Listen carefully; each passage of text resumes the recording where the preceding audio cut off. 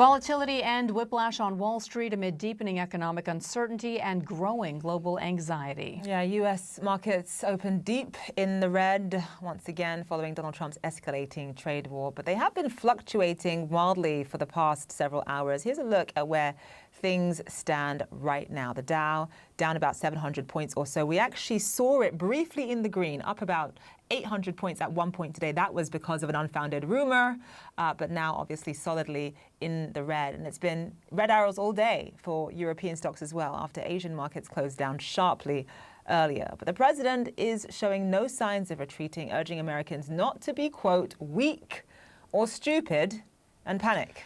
And he's now threatening to impose new 50% tariffs on China following Beijing's retaliatory tariffs last week. The White House, meantime, is downplaying the growing economic concerns.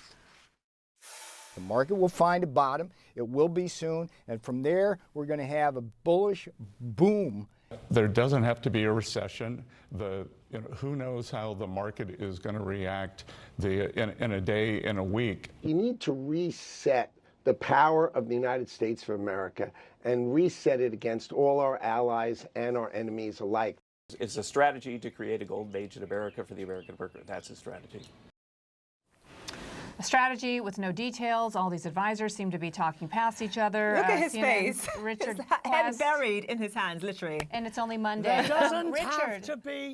There doesn't have to be a recession, says the U.S. Treasury Secretary. He's right. There doesn't have to be a recession. The only problem is economic circumstances have now been put in place that most Wall Street economists of senior note say are likely to cause a recession. Goldman and others now say it's up to 60%. By the way, can we go back to the Dow Jones actual chart of the day, please? Just go back to that.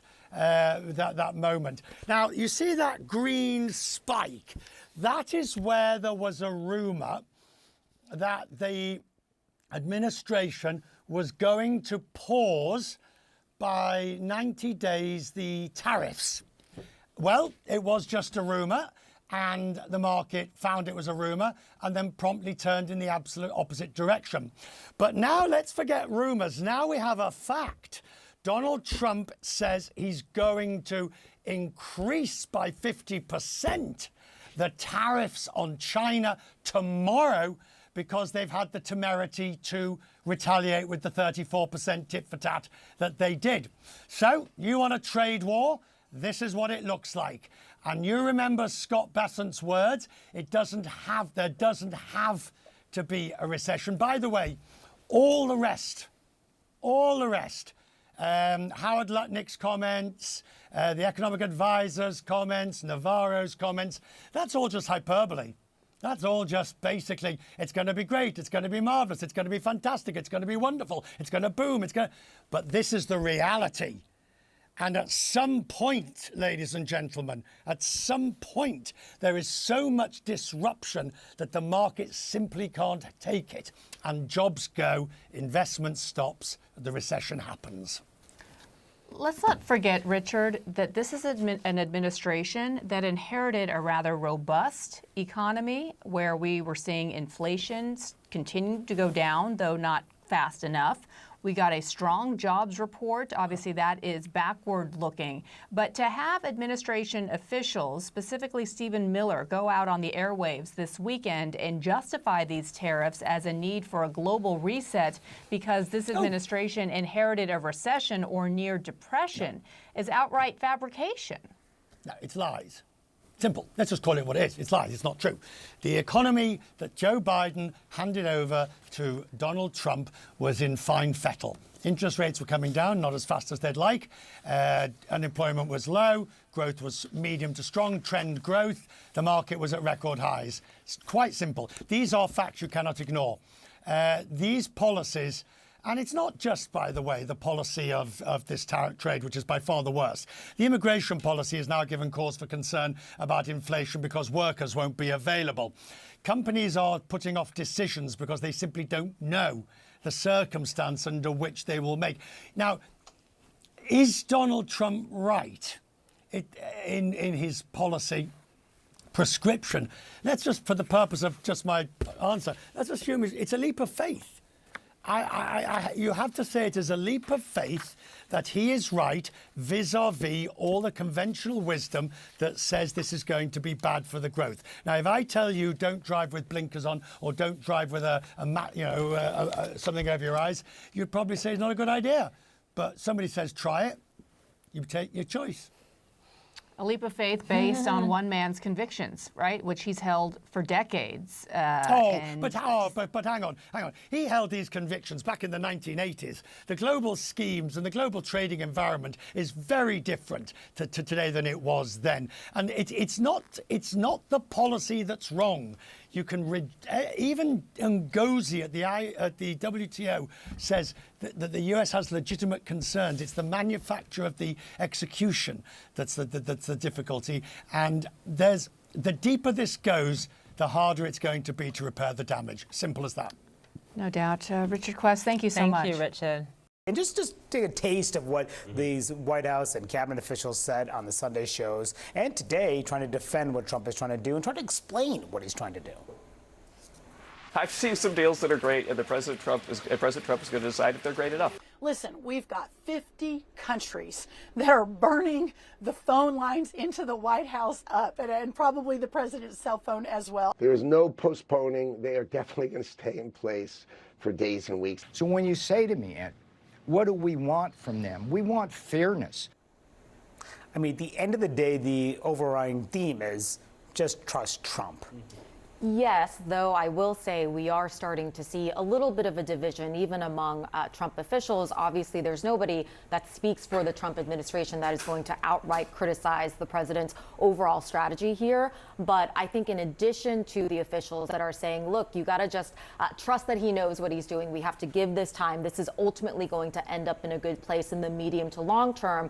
We're seeing an emphasis on the countries that are wanting to negotiate, essentially officials that are coming out and saying, it's not the worst idea. If you're interested in negotiating, the time is now. I think those are two distinctly different views. You talked about two camps existing in the Trump world.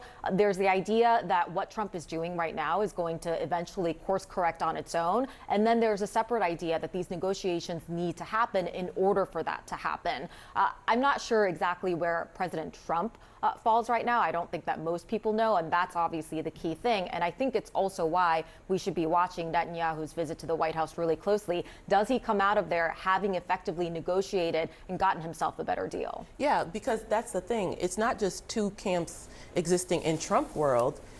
Trump has said both things in different social media posts. You know, he'll say these tariffs are here to stay. We're going to reconfigure the U.S. economy. We're going to bring more manufacturing domestically. This is about a complete reset. But then in a different post, he'll say, look at all these countries coming to negotiate. My plan is working. So I think that's where the business leaders are saying, well, what can we trust when we don't quite know the plan, because it can't necessarily be both things. Are these tariffs a negotiating tool, which means they may be temporary and there will be pain, but it could pay off in the long term? Or are these tariffs about moving manufacturing into the U.S., which will be a long-term problem for a lot of these business leaders, and they don't necessarily want to hear that. I also think saying both allows some of these Republican leaders, it buys them time because they can say, hey, this is just a negotiating tool. We're going to wait it out. I've talked to a lot of those business executives, some of whom are in touch directly with the White House about what this is going to look like. And they're saying, hey,